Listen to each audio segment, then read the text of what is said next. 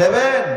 আমার মুসলমান ভাইরা, আল্লাহর বান্দারা, আমি আপনাদের সামনে আলোচনার জন্য আজকে আয়াতে কারিমা তেলাওয়াত করেছি সূরাতুল বানী ইসরাঈলের 23 নম্বর আয়াতের অংশ বিশেষ। আলোচ্য আয়াতের মধ্যে আল্লাহ পাক প্রথম যে শব্দটা দিলেন ওয়াকদ, ওয়াকদ শব্দের অর্থ হলো পরামর্শ। বলেন তো কি? রব্বুকা, তোমার রবের পক্ষ থেকে পরামর্শ। আমার মুসলমান ভাই, ওয়াকদ রব্বুকা, রবের পরামর্শ থেকে, রবের পক্ষ থেকে পরামর্শ। আচ্ছা বলেন তো দেখি, আল্লাহ তাআলা যদি আমাদেরকে কোনো পরামর্শ দেয়, এটা কি মেনে নেওয়ার দরকার আছে না নাই? আছে না নাই? আওয়াজ দিয়ে বলেন আছে না নাই? আমার মুসলমান ভাইয়েরা, এখন আপনাদের কারো কারো মনের মধ্যে প্রশ্ন থাকতে পারে, হুজুর দুনিয়ার জমিনে অসুস্থ হই যখন, ডাক্তারের কাছে গিয়ে পরামর্শ নেই তখন, এতে করে আমাদের রোগ ভালো হয় নাকি বলেন? তাই না? মামলায় পড়ে যাই যখন, উকিলের কাছে গিয়ে পরামর্শ নেই তখন আমাদের মামলা থেকে মুক্তি পাওয়া যায়। আবার অনেকেই বলতে পারেন, হুজুর পারিবারিক সমস্যা, সামাজিক সমস্যায় পড়ে যাই যখন, অভিজ্ঞ ব্যক্তিদের কাছে, মুরব্বীর কাছে গিয়ে পরামর্শ নেই তখন, এতে করে আমাদের পারিবারিক সমস্যা ভালো হয়ে যায় নাকি বলেন? আল্লাহ তাআলার পক্ষ থেকে যদি কোনো পরামর্শ আসে, এতে আমাদের লাভ আর লস কি জানতে মন চায় কি চায় না? সকলেরই চায়। তাহলে গভীর মনোযোগ দেন মুসলমান ভাইয়েরা, ও আল্লাহর বান্দারা, দুনিয়ার জমিনে আপনি ডাক্তারের কাছে গিয়ে প্রেসক্রিপশন নেন, এই ঔষধ খেয়ে আপনার রোগ ভালো হইতে পারে, আবার নাও হইতে পারে। ও বন্ধু, আপনি যদি মামলায় পড়ে যান, আপনি উকিলের কাছে গিয়ে পরামর্শ নেন, এতে করে আপনার মামলা ভালো হইতে পারে, আপনি সফল হইতে পারেন, আবার ফেঁসেও যেতে পারেন।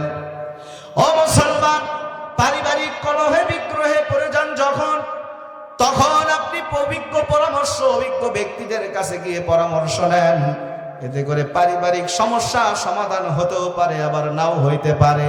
কিন্তু মুসলমান, যদি আপনি আল্লাহর পরামর্শ এখানে গ্রহণ করেন, আমার আল্লাহ রাব্বুল আলামিন ঘোষণা করে দেয়, আমি এই আয়াতের মধ্যে পরামর্শ দেই হলো দুইটা। মুসলমান বলেন তো কয়টা? এই দুইটা পরামর্শ মানবে যারা, মুফাসসিরিনগণ কেরাম বলে দুনিয়ায় একটা, আখিরাতের ময়দানে একটা, মোট দুইটা পুরস্কার পাবে তারা। জোরে কোন সুবহানাল্লাহ। পরামর্শ কয়টা? পুরস্কার কয়টা? আরো জোরে বলেন কয়টা? পরামর্শ দুইটা, পুরস্কার দুইটা। ও মুসলমান, আপনাদের এলাকায় কি লটারি আছে? হয় মাঝে মধ্যে লটারি, ওই যে বলে না, প্রথম পুরস্কার অ্যাপাচি 4B গাড়ি, দ্বিতীয় পুরস্কার একটি ফ্রিজ, তৃতীয় পুরস্কার নগদ 10,000 টাকা। আছে না নাই? বলে বলে বলে। আচ্ছা, তারপরে কিন্তু লটারির দাম বলে, লটারির টিকিট মাত্র কত টাকা? কত টাকা? 10 টাকা। আমার মুসলমান ভাইরা, তেমনি আমি আগে পুরস্কারগুলো আপনাদের বলে নেই, তারপরে আমল, কি কি আমল করলে এই পুরস্কার পাওয়া যাবে, আমলের প্রতি গুরুত্ব বাড়ানোর জন্য। আপনারা কি রাজি আছেন? আমার মুসলমান ভাইরা, আল্লাহর বান্দারা, আল্লাহ রাব্বুল আলামিনের এই দুইটা পরামর্শ মানবে যারা, এক নম্বরে, ও মুসলমান বন্ধুরে, দুনিয়ার জমিনে সুখী হবে তারা। সুবহানাল্লাহ। আচ্ছা বলেন তো দেখি, এত আয়োজন পৃথিবীতে কি হওয়ার জন্য? কথা কয় না, কথা কয় না। সুখী হওয়ার জন্য না? আপনি যে কার্যক্রম যত কিছু করতেছেন সব তো সুখী হওয়ার জন্য নাকি বলেন? তাহলে সুখ আছে কোথায় আজকে শুনতে চান? সুখী হতে চান কারা কারা? দুহাত উঁচু করে দেখান। আল্লাহ পাক সবাইকে সুখী সমৃদ্ধময় জীবন দান করুক। বলে আল্লাহুম্মা আমিন। আর আল্লাহুম্মা আমিন। আমার মুসলমান ভাইরা, এক নম্বরে আল্লাহর পরামর্শ মানবে যারা, আমার মুসলমান ভাইরা, এই দুনিয়ার জমিনে সুখী হবে তারা।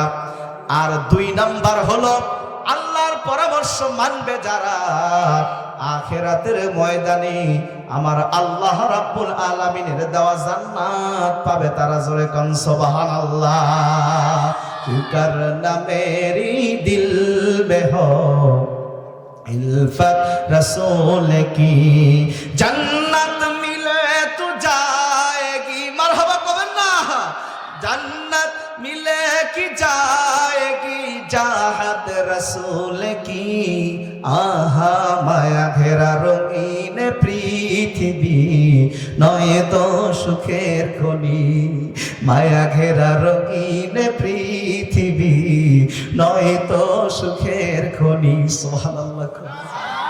आरो जोरे क माया घेरा रंगीन पृथ्वी नय तो सुखेर खनि जन्नत चिर सुखेर घर जन्नत चिर सुखेर घर जन्नत चिर सुखेर घर ओगो जानते ओगो तुमी आहा माया घेरा रंगीन पृथ्वी नय तो सुखेर खनि माया घेरा रंगीन पृथ्वी नय तो सुखेर खनि जन्नते पाबे तुमी মহান প্রভু আল্লাহর দিদার জান্নাতে পাবে তুমি নাজ নিয়ামত পার আল্লাহু আকবার জান্নাতে পাবে তুমি হুর গেলমান যা যাবে জান্নাতের সব নিয়ামত তোমায় স্বাগতম জানাবে শর্ত একটাই তোমাকে দিতে হবে কুরবানি শর্ত একটাই তোমাকে দিতে হবে কুরবানি করতে পারো যদি তুমি করতে পারো যদি তুমি ওই রবের গোলামি আহা মায়া ঘেরা রঙিন পৃথিবী নয় তো সুখের খনি মায়া ঘেরা রঙিন পৃথিবী নয় তো সুখের খনি মায়া ঘেরা রঙিন পৃথিবী নয় তো সুখের খনি চিৎকার দিয়ে বলা যাবে কি মারহাবা বাজান কষ্ট হয় কষ্ট হয় চলবে চলবে চলবে আবার মুসলমান ভাইরা পুরস্কার কয়টা জোরসে বলেন জোর হলো না আরো জোরে এর সামনে তো নির্বাচন আসতেছেন না কথা কয় না কেন নির্বাচন আসতেছেন না এটা স্লোগান দেন তো জোর হলো না কয়টা সবাই বলেন কয়টা পুরস্কার দুইটা আমল কয়টা কয়টা আচ্ছা বাবা বলেন তো দেখে এই পুরস্কার দুইটা ছোট না বড় আমার মুসলমান ভাইরা আমল দুইটা অত্যন্ত ছোট আল্লাহর বান্দারা একান্ত আপনজনেরা এই দুইটা এক নম্বরে পৃথিবীতে আল্লাহ পাক সুখী বানাবেন দুই নম্বরে আল্লাহ রাব্বুল আলামিন কাল কিয়ামতের ময়দানে আপনাকে জান্নাত দান করবেন এই দুইটা পুরস্কার যদি পেতে চান দুনিয়ার জমিনে আপনাকে কাজ করতে হবে হলো দুইটা জোরে কোন কয়টা এক নাম্বার কাজ আমার আল্লাহ রাব্বুল আলামিন বলেন আল্লাহ তা'বুদু ইল্লা ইয়াহু আল্লাহ তা'বুদু ইবাদত যদি করতে হয় রে গোলাম করতে হবে আমি আল্লাহর দাসত্ব করে যদি করতে হয় রে গোলাম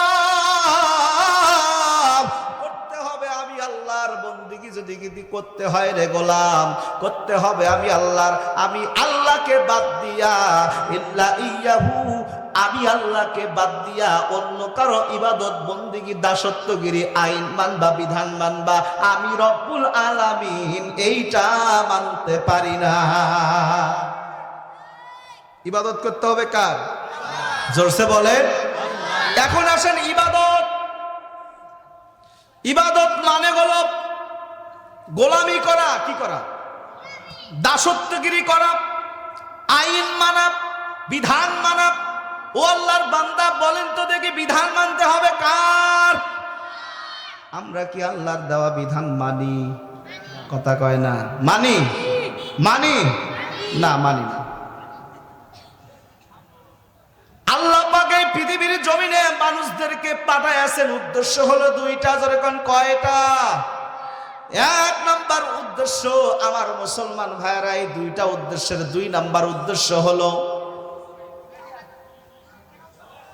দুইটা উদ্দেশ্য, দুই নাম্বার উদ্দেশ্য হলো আমার খালাকাতুল জিন্নি ওয়াল ইনসা ইল্লা লিয়াবুদুন। আল্লাহ পাক বলে এই পৃথিবীর জমিনে মহিলা আম্মা যান, আপনারা একটু চাপায়া চাপায়া বসেন, আপনাদের ভিতরে জায়গা অনেক সংকুলন। আসলে বিষয়টা হলো মহিলা মানুষদেরকে মনে হয় সমত এখানে দেওয়া লাগতো নাকি, কারণ পুরুষ মানুষ তো কম নাকি বলেন? যদিও পুরুষ মানুষ আজকে কম, কিন্তু যাদেরকে পেয়েছি সবাই ওয়াশোনার জম। সুবহানাল্লাহ। রাগ করলেন, বেজার হলেন? আমার মুসলমান ভাইরা, আল্লাহ পাক আমাদেরকে পৃথিবীতে পাঠিয়েছেন, বান্দাকে পাঠানোর উদ্দেশ্য কয়টা? দুই নাম্বার উদ্দেশ্য, এই পৃথিবীর জমিনে আমার বান্দারা দুনিয়ার জমিনে যাবে, আমি রব্বুল আলামিনের ইবাদত করবে, দাসত্বগিরি করবে।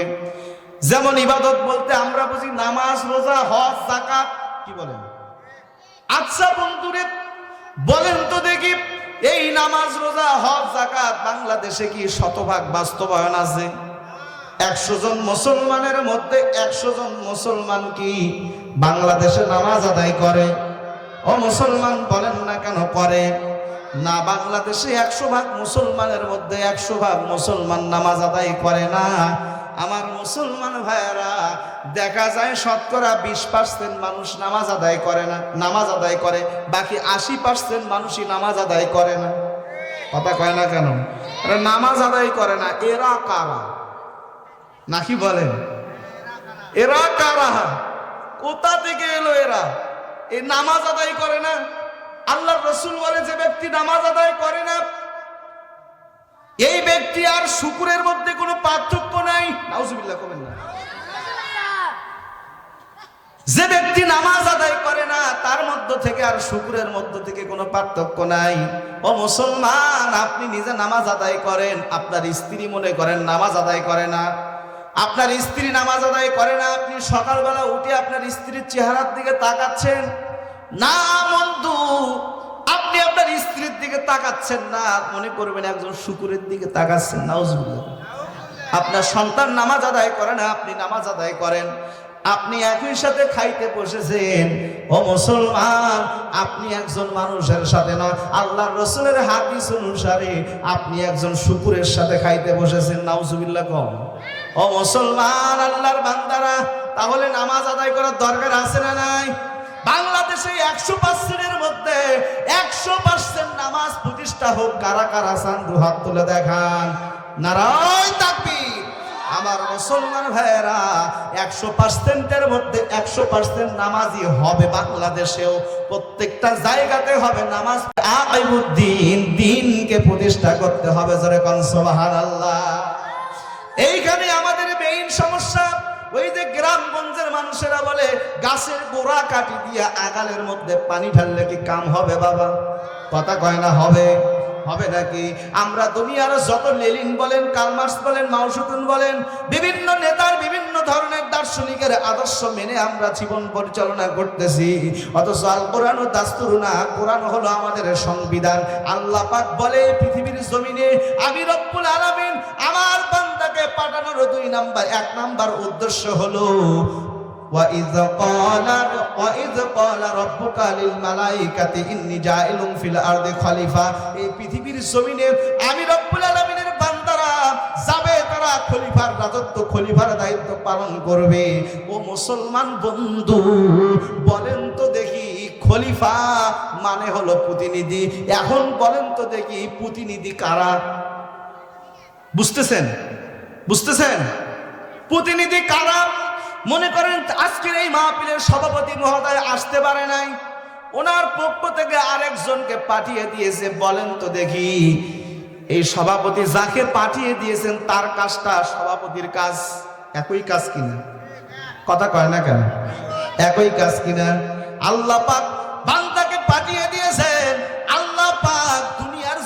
কোরআনের আইন দিয়া কোরআনের আইন দিয়া পৃথিবী চলাইতো। আমার মুসলমান ভাইয়েরা বলেন তো দেখি, আসমানে আইন চলে কার? জোরসে বলেন কার? আসমানে আইন চলে কার? মেঘমালা তারকারাজি গ্রহ নক্ষত্র সবকিছুই আইন মানে আল্লাহর। আমার মুসলমান ভাইয়েরা দুনিয়ার জমিনে গাছপালা পতঙ্গ বৃক্ষরাজি এগুলো আইন মানে কার? এমনকি আপনার বডির ভিতরেও আইন মানে আল্লাহর।